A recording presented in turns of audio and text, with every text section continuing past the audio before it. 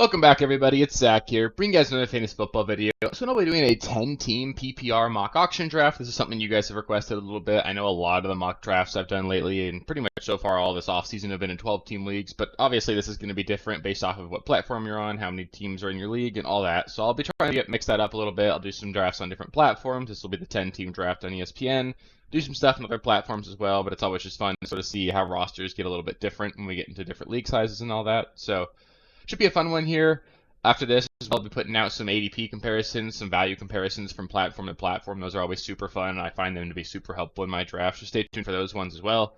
It'll be a lot of fun. Those will be out in the next couple days as well. So, yeah, generally in a 10-team league, strategy doesn't change a whole lot relative to a 12-team league. The couple of things that I would mention do need to change at least just a little bit are the onesie positions, so the quarterback and the tight end. Those are a little bit more valuable in 10-team leagues just because, there's enough players at the other positions that the scarcity is not quite there. So there is an opportunity to potentially get a leg up on everybody by taking one of those top tier tight ends. So it'll be really important to me in this draft that I get one of those like top 5, top 6 tight ends. At quarterback, not quite as important because I think there are a lot of quarterbacks this season. I think there are like legitimately 10 really good ones. So I'm not necessarily as focused on trying to make sure that I get that, but definitely something to keep in mind. Beyond that, though, nothing really changes. Still going to be targeting just getting, putting most of our budget into the starting lineup. We'll be looking at allocating $1 to $2 for each bench player. Really trying just to hammer out what the best values are, get the best positional values and all that. So it should be a lot of fun. Also, you guys should be proud of me. I did mute the sound before this started, so I saved you guys from getting a little bit of a little bit too much ear hurting. But anyway, we got started off here with Christian McCaffrey. He went for $55. That is another thing you'll notice is that if you're in a 10-team league versus a 12-team, you'll see that all of the pre-draft values are going to be scaled down accordingly, and it just makes sense. In a 10-team league, you only got $2,000 total for the entire league to spend. In a 12-team league, you've got $2,400, so you'd expect to see, a 20% decrease in, a 20% decrease in just total cost for each player. Other than that here, so we saw Bijan go for $60. Just can't get around to paying $60 for Bijan. I think he's perfectly adequate, but it's just that I don't want to be overpaid. Like, Bijan shouldn't cost more than Christian McCaffrey, so that's just not something that I would necessarily be looking to do. CD for $53, that's certainly interesting, and I will note also that when you're in these smaller leagues, you can be a little bit more aggressive early on. You can target, higher end players near the top because you're going to get better players later on in the draft than you would in a 12-team league.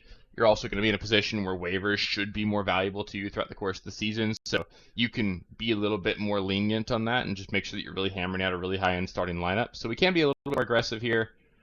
So you can keep that in mind. C for 53 was perfectly fine. Jefferson for 48, also a perfectly good value. So no problem doing that. Not something that I'm going to target here just because there are some really good values on the ESPN platform right now. So we've got guys like Marvin Harrison, Drake London, and really on the ESPN platform, the guys I'm hammering are like Harrison, London, Collins, Diggs, Waddle's an insane value. Moore is a great value. Debo's great. Malik Neighbors, like that's the kind of tier of receiver that I'm really looking to target on the ESPN platform right now, and I'll sort of go over that too when we get into those ADP comparisons, those value comparisons from platform to platform. But that range of wide receiver, especially on the ESPN platform, is just super cheap right now. So definitely want to be interested in that. Want to make sure that we're keeping that in mind. Beyond that, at the running back position, there actually aren't a ton of guys that I find I'm super excited about the value of. One exception, though, is Jahmyr Gibbs. I think he's one of the better values in these drafts right now. If you see, he's going for $42.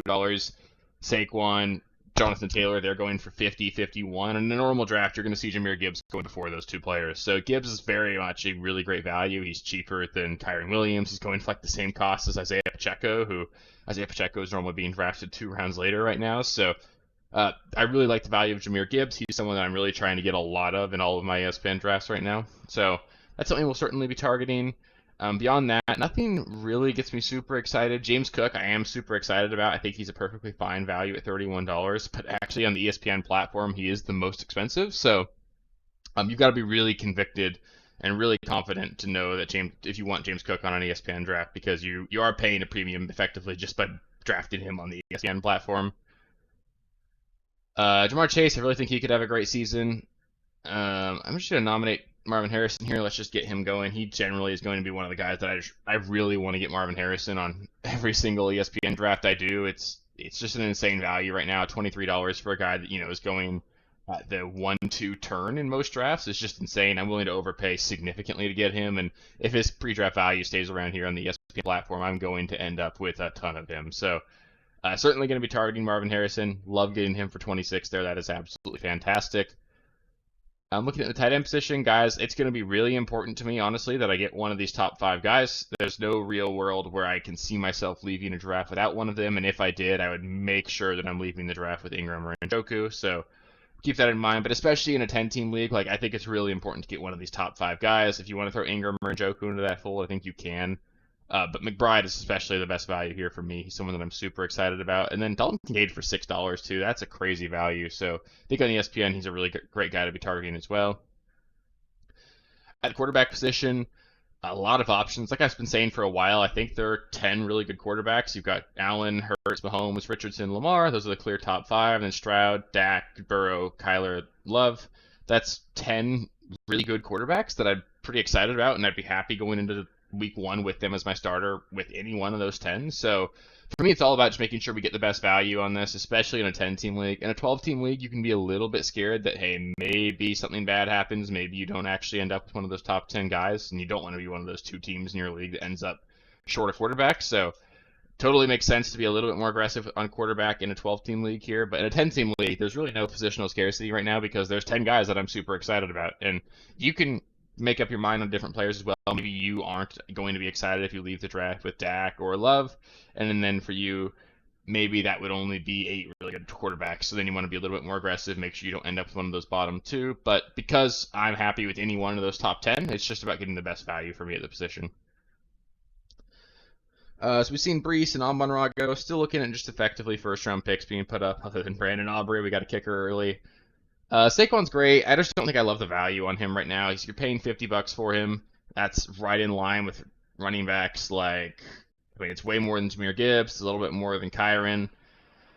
I think he's obviously in that tier of player, but I don't think Jahmyr Gibbs really is the reason for me why I feel like Saquon is a bad value, actually, just because Jahmyr Gibbs is such an insane value that I'm super excited about him.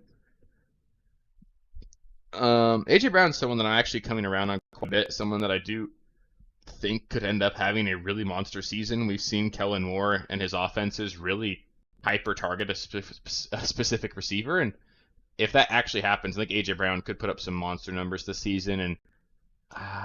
And looking at the wide receiver position, I do feel like we miss a tier here other than Olave, so I'll pass on him. I'll target Olave here. You guys know I love Olave. He's been one of my favorite guys for a long time, so we'll target him. But definitely something we ought to keep in mind, that I do think AJ Brown is a guy that could have a really monster year this year, and someone that I'm definitely not shy of drafting this year. I want to have a lot of exposure to Harrison if I can. Kyren, he's great. I think he's going to have an absolutely fantastic year. I know some people are a little bit worried about Blake Corum. I'm not really at all. I think he's going to be a guy that's going to come in and give Kyren a rest whenever he needs it, and that's totally okay because there's going to be plenty of opportunity for Kyren to get a lot done while he's on the field. It's going to be a good offense. They're going to be a much improved offensive line this year. I don't think a lot of people are realizing that. And then on top of that, as long as Stafford's healthy, they're going to be a really quality offense. And even if Stafford goes down, at least they've got Jimmy Garoppolo behind him, who's obviously not great, but he's a much better backup than what they've had in the past. So the floor there is a little bit lower. The real concern you would maybe have with Kyren is just his injury risk, but any player can get hurt. It's not something I want to be drafting anticipating, because I just don't want to put myself in a spot where I'm drafting worse players because I'm worried about an injury that's probably not going to happen. So it's very rare that I really do take injury into account when I'm drafting players. There are a couple exceptions, like Christian Watson. He's at this point relatively injury prone. I know they're talking about how he's fixed the imbalance in his legs, so maybe he won't be pulling his hamstrings every now and then. But at a certain point, you need to see that. But like for most players, they're not really injury prone. It's just bad luck. Like Kyren is a guy who's been hurt each of the first 2 years of his career, but there were a lot of running backs like that. You can look at Christian McCaffrey, who we all viewed as injury prone. Now he hasn't missed a game in like 3 years. So lots of examples. I don't want to put that injury prone label on players and just bring them off of our board because of that, because I think a lot of people do that and they end up missing out on a lot of values that could present themselves. So we'll put Gibbs up here. He's generally the guy that I'm targeting to be my running back one on ESPN if he can go for a reasonable value. Um, I'm happy to pay up to like 45 for him pretty easily here. He's a guy that I think could end up having a really monster year, and he's got a shot to potentially be the running back one in fantasy. I know that would be like an outside case, but he's super explosive. He's a part of a really good offense. He could certainly do that, and I want pieces of this offense, and especially year two running backs. This is a guy that should have a bigger role this season. Getting him at a value there for 39 too, that's fantastic. I'm super excited about Gibbs this year. Derrick Henry is a guy that I really do have a hard time passing up on. Actually, he's someone that I think, like, if you told me that at the end of the year he's going to have 20 rushing touchdowns, I don't think that'd be a shock to anybody. He's certainly got that in his range of outcomes. We know he's a better player than Gus Edwards, and Gus Edwards had double-digit rushing touchdowns last season. Lamar, despite being a mobile quarterback, isn't a guy that gets really hyper-utilized near the red zone, so there's going to be a lot of opportunity when they get in close for Derrick Henry to be the guy that they hand the ball to, and if he still has that top end speed, if he can still hit those breakaway runs, if he has like 3 or 4 50-yard touchdowns as well over the course of the year, he could really end up being a top 5 running back, and you don't have to pay nearly that. And it could be one of those things that at the end of the year we're just knocking ourselves because, wow, we let Derrick Henry be a 3rd-round draft pick when he went to the best offense he's ever been a part of. Like, this is Derrick Henry. I get that he's getting up there in age, and I get that there's a lot of concerns there, and he's not going to catch passes, but he's never caught passes. So that's not something he's needed. Maybe the workload decreases a little bit, but they don't have anybody else. They've got Keaton Mitchell who's starting the year on the PEP. They've got Justice Hill. There's nobody there to steal touches from him. So as long as he's healthy, he's going to get the rock, and he's really only missed him once in his career. It's something that I wouldn't be afraid of. I think Derrick Henry could end up having a really good season, and I have no problem drafting him at his cost, even though I didn't take him in this draft.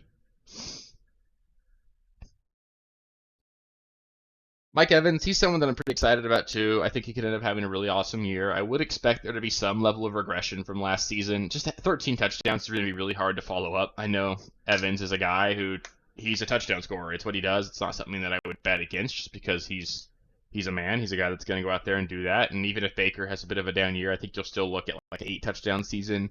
Maybe he'll flirt with 10, but 13 just seems like the high end. Chris Godwin only had 2 last season. I'd expect that to balance out just a little bit. Um, but that being said, I still think that Evans is going to have a really good year. Like I would probably rather have Evans than Devontae Adams, which is maybe a little bit shocking to some people.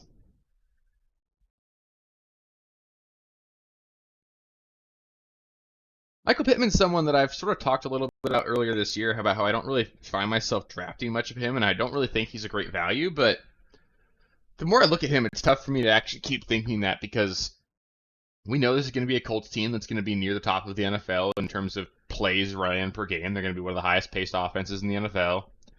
If Anthony Richardson takes that step forward as a passer, which it's tough to know because we really haven't seen it, but if he does, we could see this be a really damn good offense. And if that happens, then Pittman could actually end up putting up a 1,200-yard, 8 touchdown season. And if he did that, he would be a hell of a value where he's going. So I have no problem drafting Pittman there. I think he's a little bit pricey. There are receivers going around him I like more. Like I prefer Nico Collins and Drake London, who are cheaper. But so I still don't find myself drafting a lot of him. But I think I've maybe buried him a little bit too much. I don't want to just completely ignore him because he is definitely a good player and someone that could have a really good season. He kind of got buried in draft boards last season and ended up being a really great value. And I think the same thing's sort of happening again, which just doesn't make a whole lot of sense to me.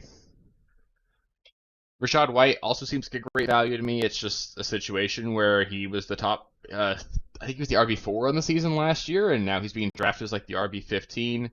Clearly a really good player. Obviously, I mean, I say clearly, to me, he's clearly a really good player. I know there are a lot of concerns about his effectiveness as a rusher. Averaging below 4 yards per carry is obviously a red flag, but we got to remember this is one of the worst offensive lines in the NFL, especially in terms of run blocking. We saw Leonard Fournette there struggle just as much, if not more, than Rashad White just 2 years ago. I don't think there's any reason to blame Rashad White for that, and we've seen how explosive White can be as a pass catcher, and that is really where he excels and where he's going to give you a lot of fantasy production.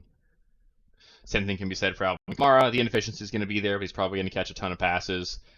$33, that's too much for me, just because there are other running backs that, like, in most like snake drafts, you look at running backs that go around Alvin Kamara, and you're looking at guys like David Montgomery, Najee Harris, Ramondre, Walker. These are guys that are going significantly cheaper. That is one crazy thing actually as well about the running back position on ESPN. Just look at what these auction values are. You see it drop from 25 to 7. So they're saying there's a huge tier break after we miss out on after we miss out on Kenneth Walker. And I don't necessarily agree with that. I think Kenneth Walker's right in that same tier with some of those other guys. So it seems weird to me that putting him down that low, putting that price tag that low for some of those other guys, and then that high for guys like Kenneth Walker. Getting Drake London on this team would be fantastic. Getting him as your third receiver, that's awesome. And it's just crazy some of the values here. Like Olave, Harrison, and Drake London, they're normally going at the beginning of the second round. And on ESPN right now, you can get all three of them to be your wide receivers 1 through 3. Get Jahmyr Gibbs as a running back there. Look, I've still got $60 or $74 left. That's plenty of money to build a really good roster. And I've got the wide receiver room I want. And really, like I said, I want to be budgeting $2 per bench spot. That's $14, $1 for kicker and defense. That's $16 total. So that means I've got $58 to spend between my quarterback, my RB2, and my tight end. So that's just a good thing to keep in mind. When we do look at that, that means that there's actually a lot of opportunity here at the running back position. If Devon Achane is my RB2, I'm not opposed to it at all. And if I do that, that gives me still $34, assuming I spend $24 to get a quarterback and a tight end.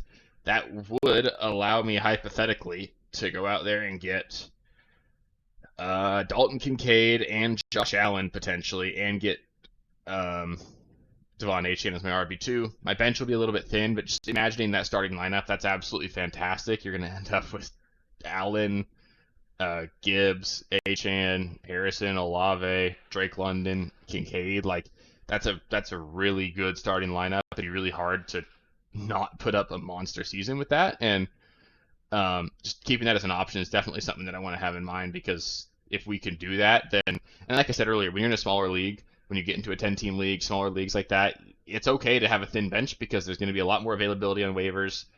And also, still, we're budgeting $2 per bench player. We're not going to have complete scrubs at that spot. It's definitely something we can do worse than. So drafting Josh Allen here is in play. We're going to consider doing that. I'm not going to overpay, but if we can get him for in that 25 to 30 range, I think that's really fair value. And I think he could easily be someone that ends up being he's still my quarterback 1 is my main point. I'm not worried about the fact that he lost receivers. He's Josh Allen. He's going to rush for 10 plus touchdowns again this season. I think he's going to make it work. They're going to use James Cook and Dalton Kincaid a ton, and that just feels really good to have him on the roster right there. So we've got $45 left. We got to get our RB2, our tight end, and then our 7 bench spots.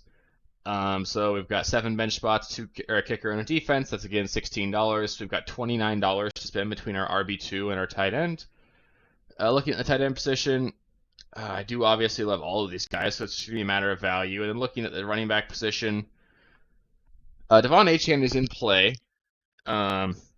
Really after that, I could maybe do Josh Jacobs as an option, but Kenneth Walker for 25 is certainly not something that I'd be considering. So I'd be looking at something like maybe going with a David Montgomery, Najee Harris approach here. I'm not afraid of going David Montgomery and Jahmyr Gibbs. I know it does lower our weekly ceiling just a little bit, but it'll make us pretty stable. We'll get all the rushing touchdowns in that offense, a bunch of the receiving ones as well. It's not a bad offense to be super exposed to, so I've got no problem doing that. I think it's certainly an option. Zach Moss is somebody that's certainly on my board as well. Raheem Mostert for $2, that's crazy. But what I'm getting at here is if I miss out on Achane at a reasonable value, we can't actually get an expensive enough tight end to really justify that. So then what's going to happen is we're just going to end up with a deeper team, which isn't the end of the world. It just means that I do actually want to get Achane here, even though he's not someone that I've really been super high on. If he's my RB2, again, especially in a league like this, I think he's someone that I'm certainly interested in.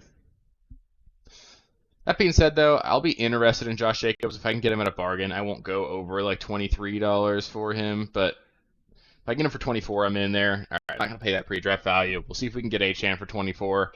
If we can do that, that's going to be a really fun backfield. It's not something that I would necessarily be super warm and fuzzy about, but there's the upsides there is insane. If you end up with Devon Achane and Jahmyr Gibbs, you could legitimately end up with you could have the 2 top running backs there. That is in the range of outcomes for those guys, and there's just a lot of reasoning to be really hyper-targeting upside when we're doing these drafts. It's really not something that I've even taken into account enough up until like maybe even last season. But the fact of the matter is, just hitting on small values here and there, it doesn't give you a whole lot of real competitive edge. Drafting a guy that ends up being the wide receiver 30 when he's being drafted as a wide receiver 40, that's cool. It's nice. It's no reason to be upset about that, but it doesn't win you your league. It's just like a nice little small bump to your overall production over the course of the season. Makes your odds of winning your league a little tiny bit better, but you really win your league by hitting those home runs. Guys like Puka Nacua last season, guys like Raheem Mostert last season, stuff like that. If you get those kinds of guys that hit, if you get those guys that really do just blow up, become okay. Um, I'll go 26. That sucks, but I'm gonna do it. If he goes higher, I'm out. But just can't pass that up. And then if our bench gets a little bit thinner, it's one of the things that I try to teach myself as well is that don't sacrifice your starting lineup to have bench depth. It's obviously bench depth is great. It's nice to have, but so by doing that, I'm not going to have the full $2 for my entire bench because now I'm going to look at a tight end. I'm probably going to be trying to get Dalton Kincaid for 6. If I do that, I will have $11 for my 7 bench spots. Obviously not fantastic, but that's plenty. You can do a lot with that. You'll get plenty good players, and I mean, look at that starting lineup right now. This is, if I was in a league and I saw this, I would be super afraid of my roster. I would certainly expect to be just basically handing over the trophy to this roster at the end of the season. So I'm definitely going to keep that in mind. I think this is just a really crazy value. Just wanted to take a look at this other guy's roster too. It's always fun to see what people are putting together that aren't computers. It's a fun roster, really good receiving room. I think he waited a little bit too long though. He's going to end up with more money than he wants and doesn't have the optimal quarterback or running back room, but it's okay. It's a pretty good team. So yeah, obviously not gonna take a quarterback here. It's always nice to see teams spend their money while we're waiting and spending it on players that we're not targeting. So that's always good. At the tight end position, we're certainly gonna be trying to get Dalton Kincaid. I mean, I'll keep those guys. I don't need to queue them just because we'll see them. Otherwise, let's just take a look at the flex position. We spent up on a quarterback. We're not going to draft another quarterback. So now we're just looking to get guys that are in the $1 to $2 range that can be contributors for us over the course of the season. So I actually think Tajay Spears is a pretty good value for $2. Jalen Warren, certainly. Him being $2 is just silly. Lad McConkey's awesome. Let's see what else. Raheem Mostert for $2. They gotta fix that. I don't get why he's going that cheap. I like Trey Benson quite a bit. Gus Edwards makes sense. Rashid Shaheed, I'm really excited about this season actually. Brian Thomas is interesting. Curtis Samuel, I think, could have a really good year as well. A.D. Mitchell's somewhat interesting to me. A lot of options there, but just nice to have like a nice queue of players that I'd be looking to get in that $2 range, just that we have a list of things that were available.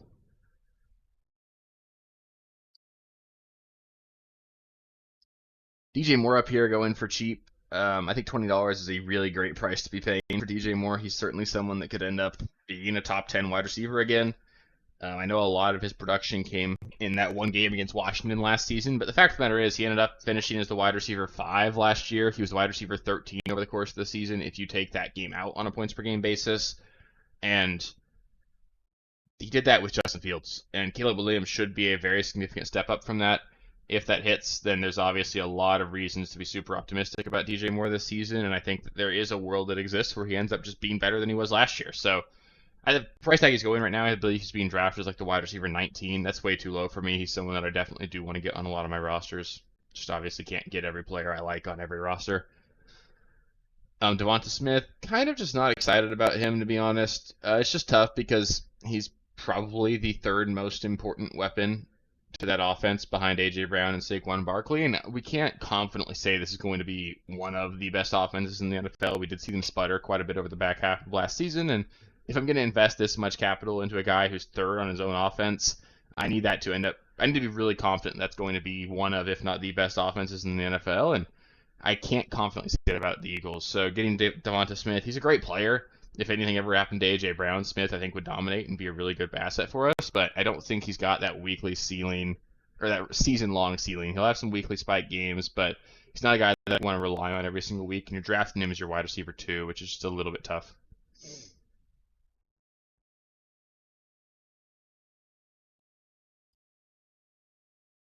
Jalen Waddle, though, he's going way too cheap. $18 for him. He's currently being drafted as like the wide receiver 15. So on this platform, he's just super cheap. He's someone that I really do try and get a lot of. Um, I don't view him as any really worse than a guy like Drake London. And Drake London, I got for 24. If I'd missed on him, I'd have been perfectly happy getting Jalen Waddle for 18 here. So just a matter of whatever you want to do there.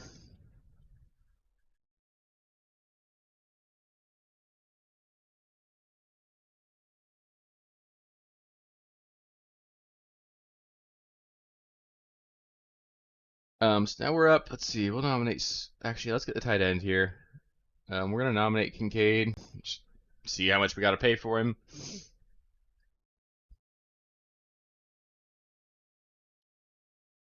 Hopefully we get him for 6 here. That'd be great. I'll be a little sad if he ends up going up and I have to spend 8. I would do it because I think it'll make a significant difference for my roster. But getting that stack with Josh Allen, that's a really nice way to round out the starting lineup. It feels like we've got. I mean, it would just. I'd feel so confident in this team going into the start of the season if I had this. I feel like I'm really set up to probably end up being the number 1 seed if things go well. I'd be super confident and feeling like we're going to make the playoffs and be a really competitive team all season. So this is really a great start here. Now it's just a matter of filling out the bench. And like I said, the bench is obviously important. We want to have some depth, but if you can build a starting lineup like this, especially in 10-team leagues, you're going to put yourself in a spot where you can be super competitive all year long. And there's enough that you can play around with on waivers that you'll find good players, especially in a 10-team league. You don't need to put yourself in a spot where you're sacrificing your starting lineup for the quality of your bench.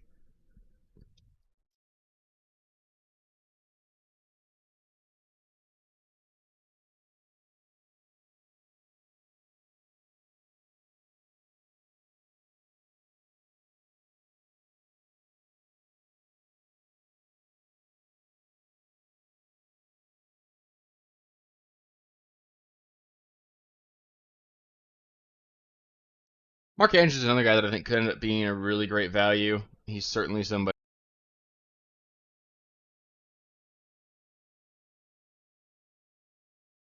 Trey McBride, this is definitely my favorite quarter or tight end to be drafting. I only didn't draft him here because he was going to be a little bit more expensive. I couldn't have afforded that, and then also having Josh Allen makes me excited about Kincaid and want to have that nice stack. So certainly something that I'm excited about. I think that there's a lot of opportunity here for McBride or Kincaid or Andrews. All 3 of those guys have a shot at being the tight end 1 this season. So to me, it's just I want to get the cheapest of the 5 tight ends going up there, and I did that in this draft by getting Kincaid. But Trey McBride is someone that I'd be willing to pay a little bit more for. Just I had Josh Allen, like it in the stack, and then also just didn't necessarily have enough money to justify spending an extra $5 in the tight end there.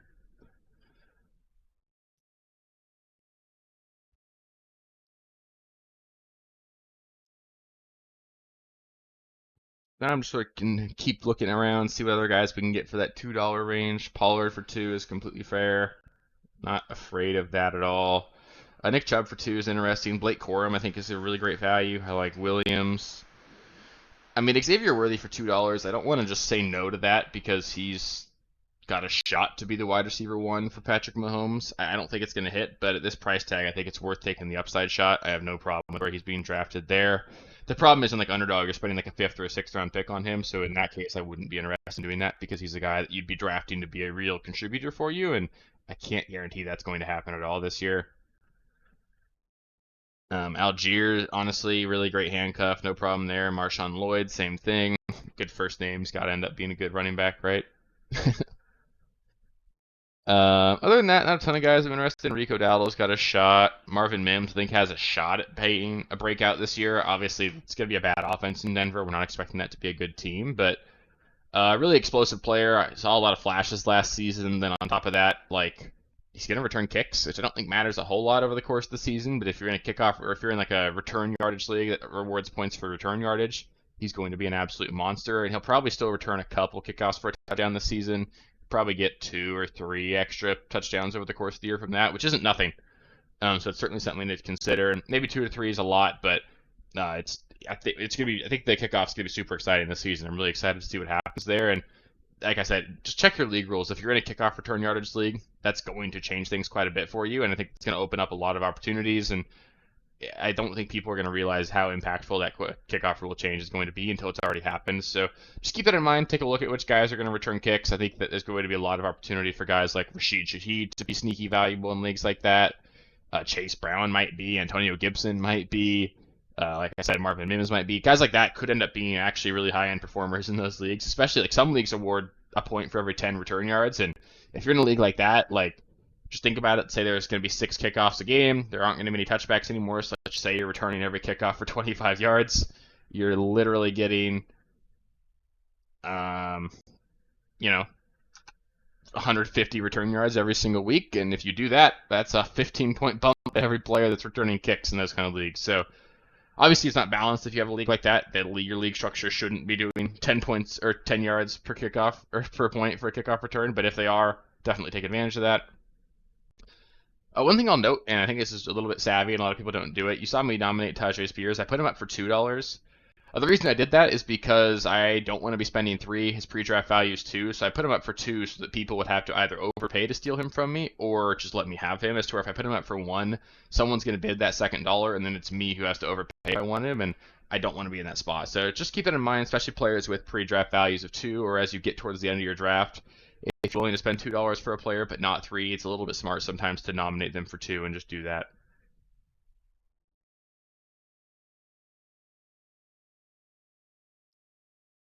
JJ McCarthy is interesting. I don't think he's someone that I would be drafting, especially as a backup quarterback. I guess it's fine, but I just don't think there's any real fantasy upside there. Like obviously, it's real great getting Lamar there, so I don't know what he's thinking there, but I don't see any fantasy value there. I wouldn't be drafting JJ McCarthy.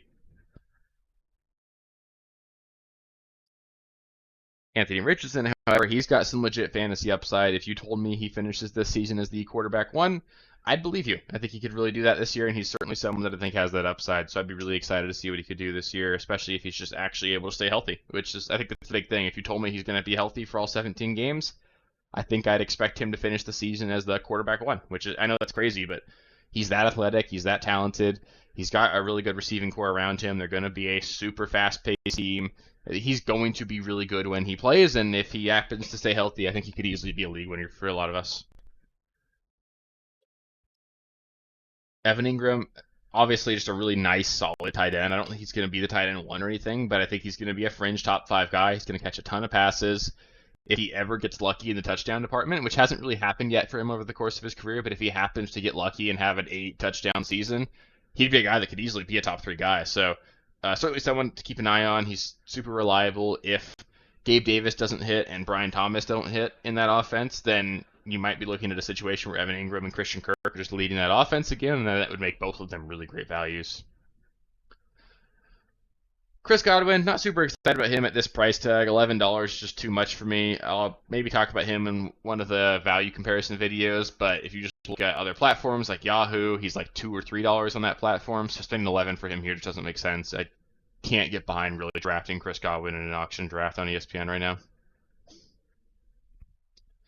CJ Stroud, super excited about him. It'll be really fun to see what he can do in year 2. I think he's got a shot to potentially put up a really monster season. I think it's possible that he ends up being the quarterback 1. It's in the range of outcomes for him. He's going to have to do it on the back of probably a 40 passing touchdown season because he's not going to rush for enough to do that. But he's got it in him to do that. He's got the tools to do it. So it really could happen for him this year.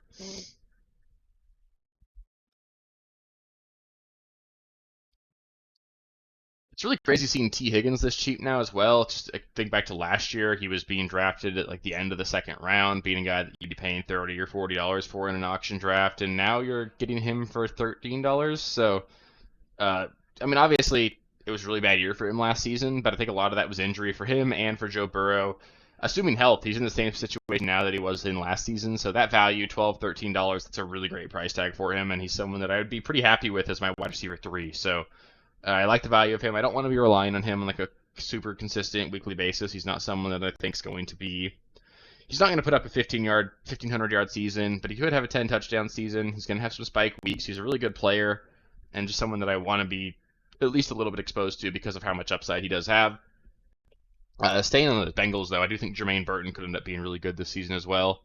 Tyler Boyd is gone, so Burton's going to be on the field for that team probably all the time. And if something were to ever happen to Higgins or Chase, who have not exactly been completely injury proof over the course of the first couple of years of their careers, you could see Jermaine Burton actually play a really important role in a really good offense. So I think Burton's got a shot to be really good this year. DeAndre Hopkins for $10, just down on that. If you look again, similar to like Chris Godwin, if you look at other platforms, DeAndre Hopkins sometimes goes for like $3 or $4. If you want to draft Hopkins, doing it on Yahoo is a better spot to do it. He's just not someone that I think is going to be a guy that we can trust on a week-to-week basis. He's probably the wide receiver 2 in what's going to probably be a bad offense. So not super excited about it. He's obviously a talented player. He'll have some big catches, some big games, but he's not someone that I want to be relying on every single week. Looking at wide receiver here. I really do want to get Ladd McConkey. I'll spend 2 for him. He's someone that I really do think could be an actually really significant contributor for us over the course of the season. In my eyes, he's going to be the wide receiver one for Justin Herbert, and I think he's really talented. I think he's going to get it done in this offense. Sounds like out of the reports out of camp that he's really grasping the offense well. He's a really good player. He's an NFL ready route runner. He's going to have a really good season. I think he's going to be the clear number one target for Herbert. And the crazy part about it is like somebody in that offense is going to be a really significant fantasy value. It's crazy that there is not a single player in that offense really being drafted to be a starter. Like Herbert's being drafted outside the top 10. Gus Edwards is the first running back off the board. He's going super late. They don't have a tight end that anybody likes. Will Dissly is probably slotting in to be their starting tight end. You've got Quentin Johnson, Joshua Palmer, and Ladd McConkey along with DJ Chark. None of those guys are getting drafted high at all. And if Herbert is still the quarterback, which he is, they're going to be They're going to be a good offense. They're going to score a lot of touchdowns, and if that's the case, there's going to be a lot of fantasy value in that offense. So it's certainly something that I definitely want to be targeting.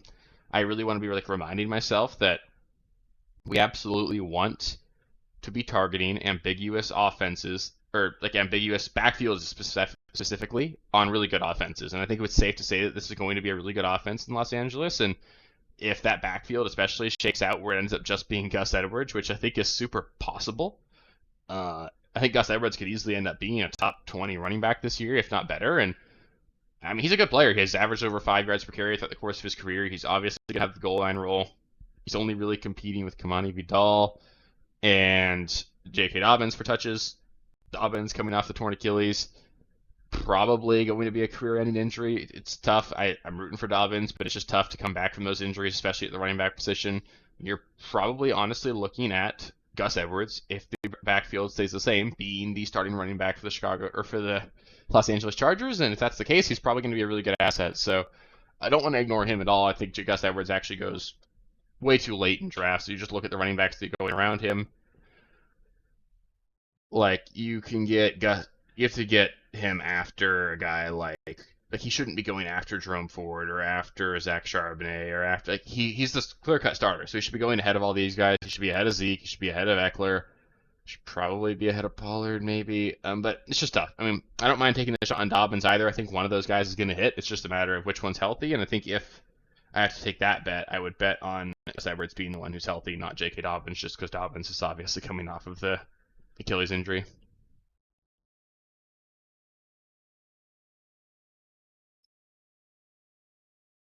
Terry McLaurin for $4 is super interesting as well. The issue is just going to be that the quarterback play is going to be bad, probably, at least from a passing standpoint. But it might be harsh to say that. I think Jaden Daniels has the tools to end up being a really good passing quarterback. He obviously won the Heisman last year for a reason. He was the number 2 overall pick for a reason. He's got the weapons there. I think McLaurin could potentially have a sneaky good season, and this is the cheapest you're ever getting him. So I don't mind the cost on McLaurin at all right now.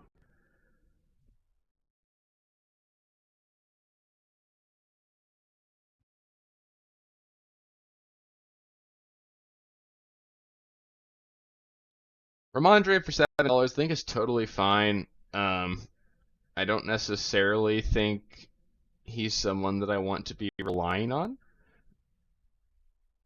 But I do think there's a situation that could happen here where Ramondre ends up being the most important part of that offense. Maybe they're a little bit better than they were last season, and maybe he catches just a ton of passes. And if he does that, he could certainly end up being pretty good. So I don't want to completely ignore him. We saw him be a top 10 running back just 2 years ago. They just extended him. They clearly think he's the future of that offense, and I think he's a guy that he looked bad last year, but maybe it was injury related. If he can come back and actually play at a high level this season, he could end up being a sneaky good value for us in fantasy. Zach Moss, one of my favorite values right now. I just think he's the clear-cut starter in Cincinnati. I don't think he's any worse than Joe Mixon, and I think he's probably going to have effectively the same role there. So in my eyes, you're basically getting Joe Mixon for $5 here, which is insane. So I think Zach Moss is in line for a really great season this year, and could end up being one of the better values in drafts right now.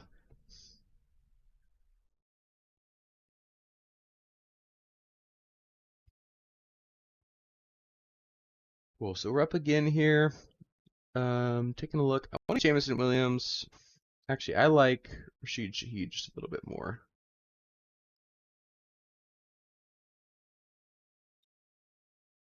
especially having Olave. I don't mind drafting both these guys. One, it gives me a little bit of extra cover. If Olave were to ever miss a game, I think I could pretty confidently just throw Shaheed into the starting lineup and be a guy that I'll trust. He's a guy that, he's going to be a weekly boomer bust kind of guy. He's a deep threat. Definitely a great asset in a kick return league. I don't want to keep mentioning that because it's going to affect a lot of you. But if you're in a kick return league, draft Rashid Shaheed. Just thank me later. He's going to be a monster this season. God, I'm really excited to see what's going to happen with those kickoff returns. I think it's going to be a lot of fun. It's really cool to have a play that actually matters in the kickoff now. It's not just going to be a kick through the end zone commercial, and I think it's going to be a really fun play. So let me know what you guys think about it too. Let me know. Maybe I'm expecting bigger things than I should be out of it, but I think it's actually going to be a really fun rule change this year. Okay, we got Marquise Brown here for $2. I have no problem with it. I think that over the course of the first half of the season, I think Marquise Brown could easily end up being the wide receiver one for this team. I wouldn't expect Xavier Worthy to slot in immediately and be the main guy, and then I also am anticipating a Rashee Rice suspension at some point. So if you can get Marquise Brown, if you want him to just sort of hold over your roster a little bit for you early on, I think you could do a lot worse than him as your wide receiver 4 if you want to use him as a flex early on, but. The issue with that is that the guys that are really good for the first half of the season like that, one, they don't help you in the playoffs, and two, you're drafting him to be your wide receiver 4 or 5, so maybe you're not even starting him in those weeks anyway because you probably, at least hopefully, don't have injuries or buys yet. So I don't see a huge upside there, but again, I mean, he's been a good player before when he's been healthy, so I don't mind the value there for $1. You can't go wrong. David Njoku, he's going to be a really great value tight end position this season. If you're getting him for $2, $3, that's crazy. I think he's a guy that could legitimately end up being a top 3 tight end. We saw him put together a really awesome stretch last season, and I think he's got it in him to do that again this year. So it'll be fun to see what happens there. James Conner, I think this is going to be the year where things come back down to earth for him just a little bit. He's not a guy that I expect to be bad by any means, but I think the concern would be that they finally have a competent backup in that offense, and Trey Benson, who's a guy that I actually like quite a bit, and I think they're going to be able to spell Connor maybe a little bit more than they have in the past. I think they would have liked to previously, but they just didn't have the horses to do it.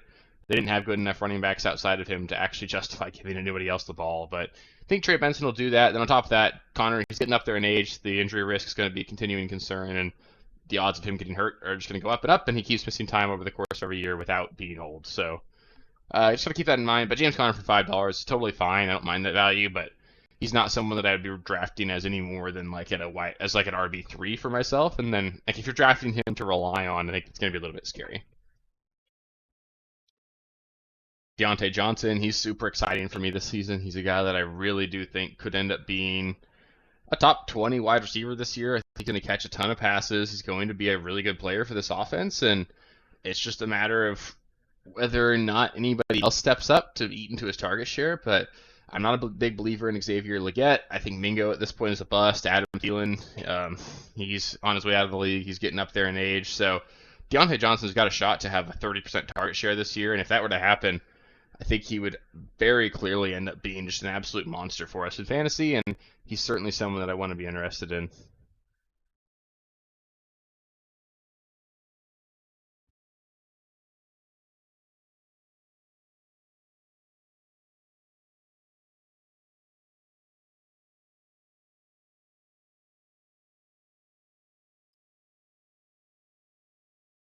Jordan Love, he's a guy that I think could easily be a really big value this season. He's someone that I do certainly think has a shot to be the quarterback 1. I mean, it's in the range of outcomes for him. He's a guy that I'm super excited about. He's being drafted as the quarterback 10, so I love that value. I think that it's a little unfair to him that CJ Stroud's coming in and getting all this love, but Jordan Love isn't, because Jordan Love really, by all metrics, had a better year than CJ Stroud last season, and he's got almost as good of weapons. I mean, obviously, Dell Collins Diggs is a little bit better than Christian Watson, Jaden Reed, Romeo Doubs, Dontavian Wicks, but there are plenty of good weapons in Green Bay as well. And I mean, I think if you made me pick who has the better offensive coordinator or offensive play caller, I'd probably say Green Bay's got a better one. So I think it's kind of a wash there.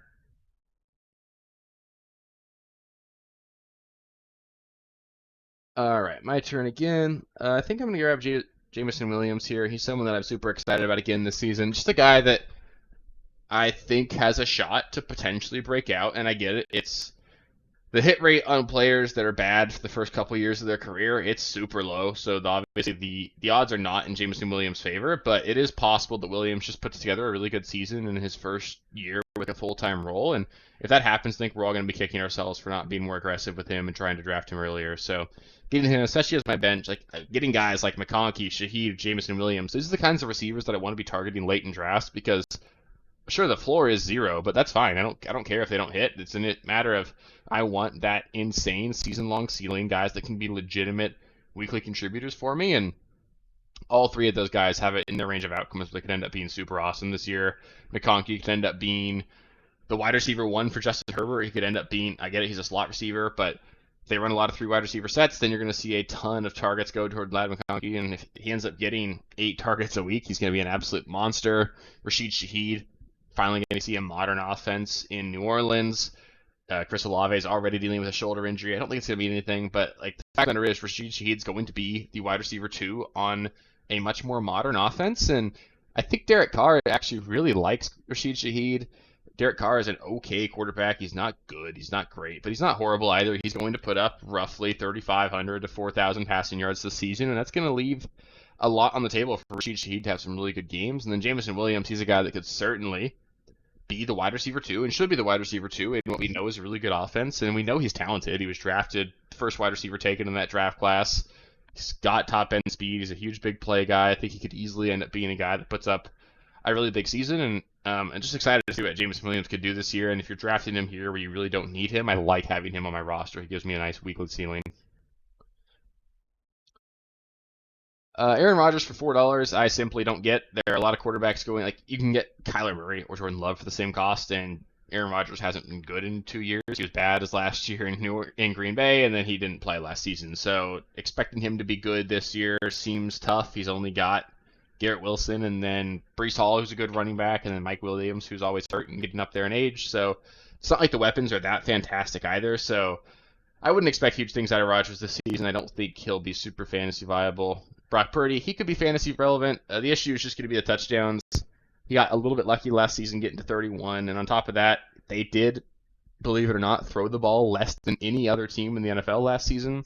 If that continues, it's going to be tough for him to keep putting up high-end fantasy production just because it's tough to be that efficient every single year. So maybe he can do it. Maybe he ends up being super great and just keeps putting up monster yards per attempt, monster touchdowns per throw numbers. But I don't see it necessarily being able to continue at that high of a level, so I wouldn't expect Purdy to be as good as he was last year.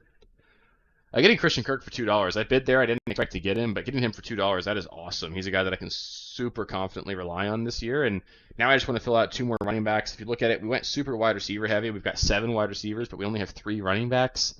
Now, I did go give an Achane, but I only have Tyjae Spears on my bench. That'd be the one potential red flag with this roster, is that I don't have really a wide receiver or a running back that I can confidently slot in, and I do have, guys that aren't built to be durable running backs in the NFL. Jahmyr Gibbs is a slender guy, and then Devon Achane is even smaller, and we know Achane's missed time before, so there is concern there. That'd be the biggest fear for me with this roster is like, hey, if Gibbs and Achane go down, which is certainly possible, I'd have a really tough time putting together a running back room. So what we're going to do here, we're going to put Mostert up for 2. Hopefully we get him. If we can get Mostert for 2, I'll feel a lot better. Especially getting Achane early in the draft. I think if you do that, you really do want to get Mostert later on, just because Mostert's a guy that there's a chance he's just the starter in Miami. They talk about him like he's the leader of the backfield. I think he still has the goal line role. I wouldn't be shocked at all if he finishes higher than Achane. And I mean, he's not going to have 22 touchdowns again total or whatever he had last season, but he could have 10. And if he does that, he's going to be super fantasy relevant, and I think he's going to have a really good year again. So that's awesome. That makes me feel a little bit better about this backfield, just because now we've got the Dolphins backfield locked up. So if one of those guys gets hurt, we're going to be okay. We'll still have the other one. We can just play whichever one of them is healthy.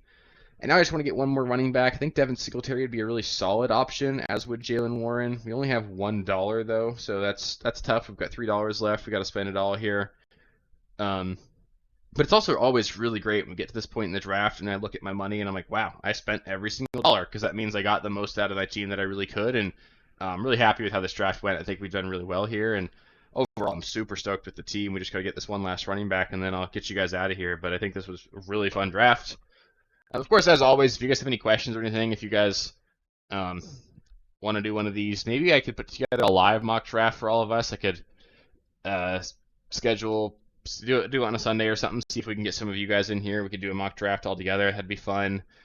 There will be a listener league as well. If you guys are interested in being in the listener league, just shoot me an email or put it in the comments. I'll send out email invites later on, probably as we get like right around August 1st. I'll send out the league invites, and then we'll get to actually scheduling drafts and all that. But that was a lot of fun last season, and looking forward to doing that again with you guys. So gonna do a lot. It's gonna be a lot of fun drafting with you guys, having the community here, and it's just really fun doing all these. So yeah, we got one more running back to get. If you tell me what you guys think about this team as well, I'm super stoked about it. I really think that, like, if I'm in a 10-team league on ESPN, like, I'm going to save this team, actually, and I'm going to use this as a model of something that I want to try and repeat. Obviously, we're in late July. Those pre-draft values, we're going to see them shift around quite a bit, but in general, we're looking at a pretty good set of ADPs here, a good set of pre-draft values, and I think we can pretty confidently rely at least a little bit on seeing what we're going to see here. So now the last thing I want to do, part of me wanted to put Warren or Singletary in here, but I wanted to go back and talk about how what I really want to be doing is targeting upside with these players on my bench, and I think Corum has the most upside of any of them, because Corum's a guy that if Kyren goes down, Corum could easily be a top 10 running back, and I don't think that that's in the range of outcomes for guys like Devin Singletary. But yeah, so really super excited about this team. This was a lot of fun. Just to sort of recap, at quarterback, I've got Josh Allen, so that's awesome. At running back, we're starting Jahmyr Gibbs and Devon Achane, and then on the bench, we've got Raheem Mostert, Tajay Spears, and Blake Corum. So a little top heavy there, but some good options there. At receiver, we've got Chris Olave, Marvin Harrison, and Drake London on the starting lineup. And then on our bench, we've got Ladd McConkey, Rashid Shaheed, Jamison Williams, and Christian Kirk. That's an awesome team. I honestly think I'd give myself an A for that. That was absolutely fantastic. If you guys have any comments, maybe you guys disagree, maybe you guys think the team sucks or whatever, let me know. But I think this was a lot of fun. If you guys have any specific mock draft requests as well, let me know. I know I've been doing a lot of auction stuff lately. If you guys want stuff on different platforms or any of that, just feel free to put a request out there. I'll be happy to sort of cater to you guys. I love taking your guys' feedback and incorporating it into these. So yeah, really appreciate you guys. This one was a lot of fun. If you guys want to make sure you keep getting access to all the future videos, just make sure you're subscribed to the channel. There'll be 4 videos a week the rest of the off season, so it'll be all free. Just make sure you're subscribed. That way I can help you win your championships this season. And then if you guys did make it this far in the video, please do give it a thumbs up as well. It really helps with the algorithm and helps me know that I'm doing a good job and all that. So yeah, appreciate you guys. I'll catch you with the next one. Peace. Thank you guys for watching. If you haven't already, please be sure to subscribe to the channel, like the video, check out these other videos here if you haven't. If you want more content, please feel free to follow me on Twitter at RealSteelFFB. I'll be more active on there as the season goes on. Thanks. Catch you later.